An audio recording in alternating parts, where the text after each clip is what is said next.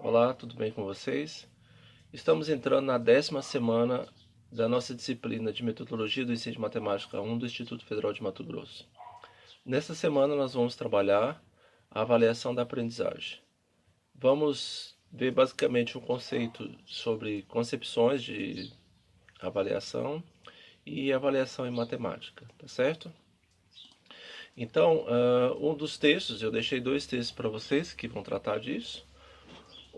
No primeiro texto vai trabalhar as concepções sobre avaliação, né? Quando nós falamos de avaliação, a avaliação ela é uma atividade inerente, né, ao ser humano, tá certo? Então veja que eu sempre brinco que na Bíblia, né, nós já temos uma Deus, né, quando fez o mundo, fez o universo, fez tudo, né? No sétimo dia ele parou, olhou e viu que aquilo era muito bom. Isso era uma concepção de avaliação. De certa forma, ele fez uma avaliação de tudo aquilo que estava presente, que ele tinha feito, tá certo? Então, isso na Bíblia já está uma concepção de avaliação, né? É de você parar e analisar e ver aquilo que você já fez, tá certo? Na escola, da mesma forma, tá? Então, assim, a avaliação, ela não é só um processo que é feito no final, né? Uma das concepções de avaliação é de que a atividade avaliativa ela se dá em todos os momentos, tá certo? Então veja bem, a avaliação ela é uma atividade presente em todas as atividades humanas, né? Ela serve para primeiro julgar, comparar, então isto é avaliar, né? O que faz parte do nosso cotidiano. E é uma reflexão organizada e sistemática que define toda a tomada de decisões, tá certo? Então, as práticas avaliativas podem então servir à manutenção ou à transformação social, tá? E na escola, esse processo inicia o trabalho pedagógico e ele permeia todo o processo e o conclui, tá?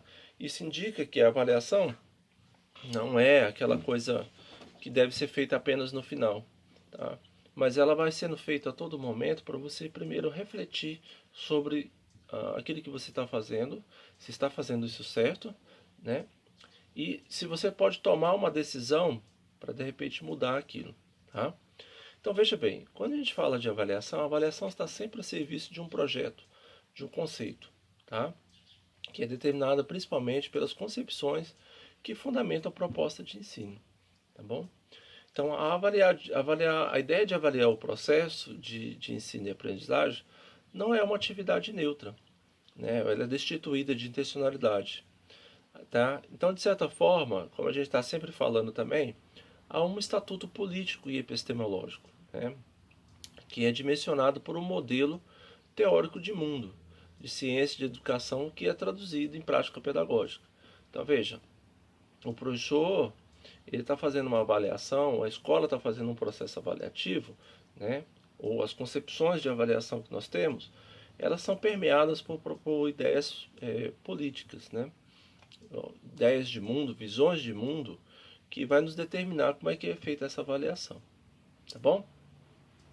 Então, veja bem, um outro proposto, né, um outro pressuposto de que a prática de avaliação dos processos de ensino e aprendizagem envolve intencionalidades de ação, tá certo?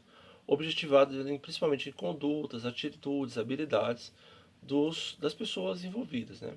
Então veja, o professor ele interpreta e atribui sentidos e significados à avaliação escolar, tá certo?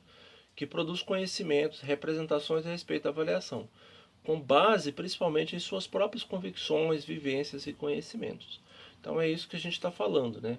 Que o professor, de certa forma, ele faz a concepção de avaliação dele, ou a escola, a concepção de avaliação dessa escola, depende muito das visões políticas das pessoas envolvidas, tá bom? Então veja, o texto que eu trouxe para vocês traz algumas concepções que permeiam a avaliação no contexto escolar. Uma delas é examinar para avaliar, tá? Essa era uma prática de avaliação que era sob a forma de exames e provas, Tá? Então, o modelo que nós usamos ainda hoje para avaliação e provas, ela é um modelo que foi criado nos colégios católicos da ordem jesuítica e das escolas protestantes. Isso ainda no século XVI. Tá? Mas assim, essa prática de avaliação, essa prática dos exames, né, ela tem uma ascensão e uma consolidação, principalmente na época da burguesia. Tá? Quando a burguesia ela substitui a nobreza como forma, sistema político e econômico, o apogeu desses sistemas de avaliação se torna isso, nesse período. Isso porque, principalmente, era uma forma de ascensão social da burguesia. Tá? Então, ela aproveita-se então desse sistema de exames de provas para selecionar e tirar algumas pessoas que não estavam ou aptas, ou elas, de certa forma, criavam um filtro, né? E aí um filtro social que só a própria burguesia tinha acesso à passagem desse filtro, tá bom? Então hoje a avaliação, a gente pode pensar nela dessa maneira também, tá? A avaliação ela é como um filtro. E às vezes esse filtro ele só dá passagem para quem tem condições ou para quem tem acesso a algumas coisas, tá certo?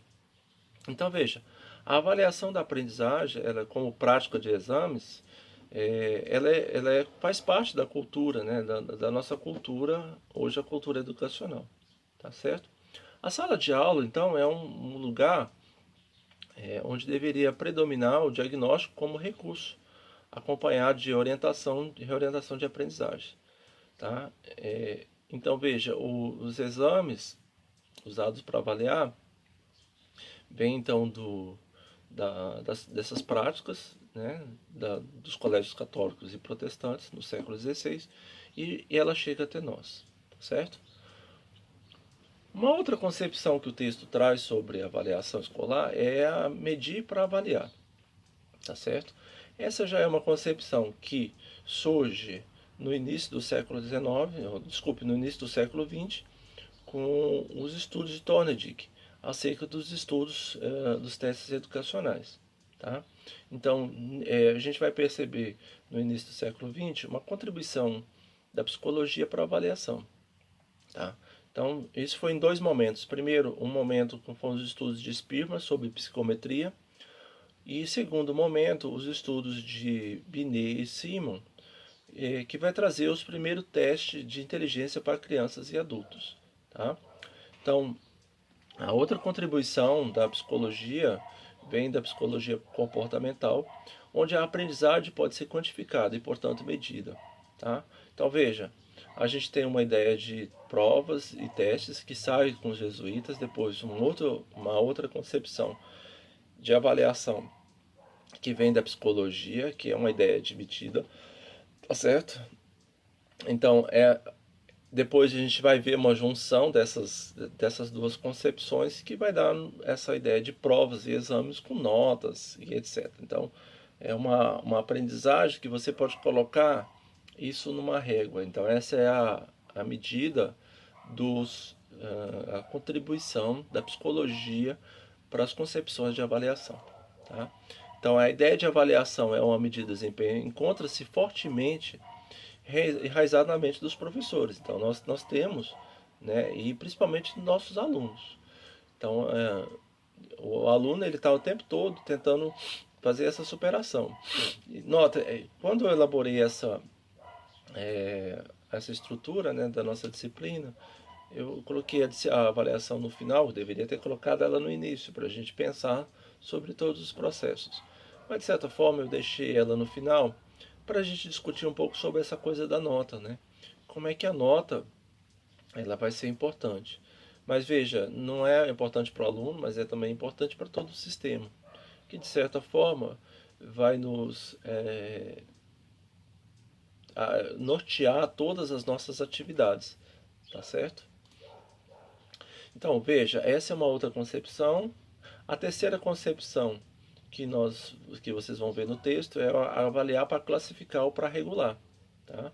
Então, a concepção de classificar o desempenho do aluno por meio da avaliação Os alunos são comparados, depois classificados, principalmente em virtude de uma norma de excelência, tá certo? E aí, assim, definido isso em absoluto é encarnado pelo professor e pelos melhores alunos. Então, geralmente o professor ele começa a avaliar essa ideia de classificar para regular, ele parte da ideia de que tem um aluno uma coisa ideal, tá certo? Então veja, a avaliação, nesse caso, ela vai ser por como se fosse uma norma, né? Alguém, uma coisa de excelência e ele vai usar isso como um modelo, tá bom? Veja, mas essa avaliação para classificar, de certa forma, ela permite uma certificação, né? E no nosso caso, nós temos uma coisa que é o diploma. O diploma, de certa forma, garante ao seu portador que ele recebeu uma formação e, portanto, não se precisa mais submeter a novos exames, né?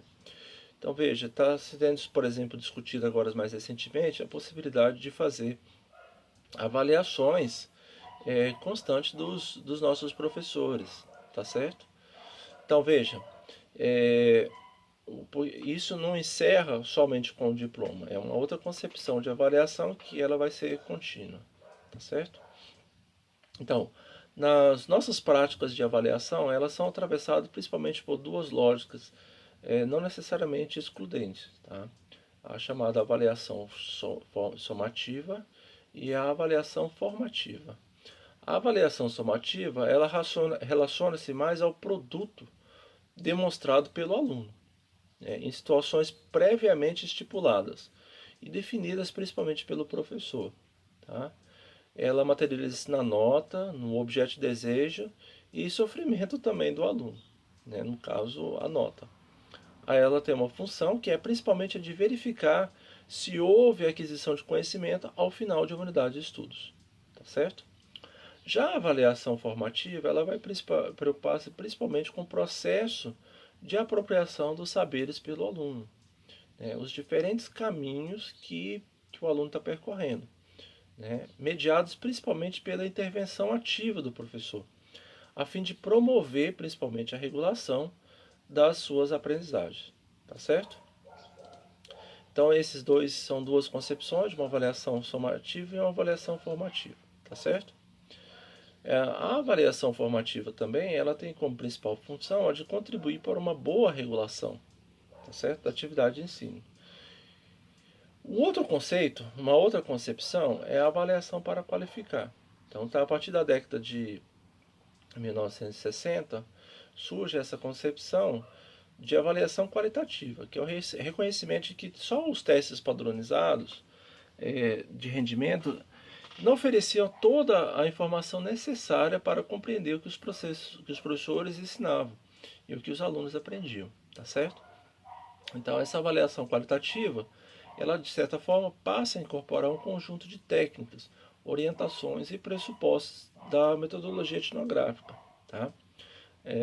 Então é uma avaliação mais flexível, é centrada em processos em si mesmo e um processo que evolui em virtude de descobertas sucessivas e de transformação do contexto, tá certo? Então essa é uma outra concepção, né? Então assim, em resumo, avaliar tem sempre confundido, né? Tem sido confundido com a possibilidade de medir a quantidade de conhecimentos adquiridos pelos alunos. Então, gente, avaliar ela é um conceito que eu posso tentar medir. Isso é uma coisa impossível a gente saber o que o outro de fato aprendeu. A gente, na verdade, tem indícios, né? E é por isso que, de certa forma, o aluno ele também tem que a participar do processo avaliativo. Por quê? Porque ele vai dizer o quanto ele aprendeu ou não aprendeu sobre aquilo, tá certo? Então, medir, gente, é diferente de avaliar. Tá? Medir, então, é levantar dados sobre uma grandeza, né, sobre um fenômeno, por intermédio principalmente de uma régua, né, de provas, de testes, de instrumentos, tá certo? Calibrados. Então, a gente tem hoje no Brasil diversos exames, são exames, né? O Exame Nacional do Ensino Médio, o Enem, é um exame porque ele tem uma escala, tem, né, padrões, são padrões calibrados, né, que definem o quanto que o aluno aprendeu ou não. De fato, se o que ele aprendeu, alguma coisinha, talvez, né? Mas nós não temos acesso a tudo isso, tá certo? Então, outra concepção de avaliação escolar é a classificação dos alunos, né? Principalmente em pares excludentes, né? Como capaz, incapaz, forte, fraco, né? Então, veja, a avaliação classificatória não é somente um elemento justificador da inclusão e da exclusão, né? Ela está constituída pela lógica excludente dominante da nossa sociedade. Então, veja, é aquilo que eu estava falando para vocês no início, né? Então, a avaliação, inicialmente, ela parte dessa ideia de inclusão e de exclusão. Então, a burguesia também cria esses exames, esses testes, também para permitir que somente essa burguesia tivesse acesso a essa peneira, né? E aí, gente, vocês podem ter uma concepção interessante, né? Se vocês lerem os estudos de Vygotsky, que vai falar um pouco disso, né? Que essa aprendizagem, para quem tem acesso a toda uma cultura, ela é muito mais simples, né? E a burguesia, de certa forma, ela tem acesso a toda essa cultura, tá certo? Então, é muito mais fácil para ela passar por esse filtro do que, por exemplo, uma pessoa que não teve acesso, tá certo? Então, é muito importante a gente pensar nessa avaliação como um filtro também, tá bom? Então, veja, já o outro conceito de avaliação, que é uma avaliação mais qualitativa, né? Ela exige que a questão metodológica seja tratada com pluralidade e maior flexibilidade, né? A fim de contemplar principalmente as diferenças, tá? Então a gente tem que pensar também numa avaliação que ela deixa de ser somente quantitativa para ser uma avaliação qualitativa, que permite essa passagem de outras pessoas também, tá bom? Eu vou gravar um segundo vídeo porque para não ficar muito grande. E aí até a próxima.